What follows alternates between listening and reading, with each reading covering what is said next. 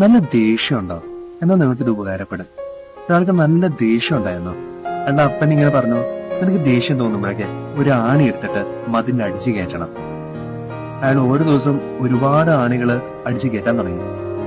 ക്രമേണ അയാൾ അവെയറായി തുടങ്ങി. പയ്യെ പയ്യെ ആണികളുടെ എണ്ണം കുറഞ്ഞു. പക്ഷെ മതിലില് ആണികൾ കൊണ്ട് നിറഞ്ഞു. ഒരു ദിവസം അയാൾക്ക് ആണികൾ അടിച്ചു കയറ്റേണ്ടി വന്നില്ല.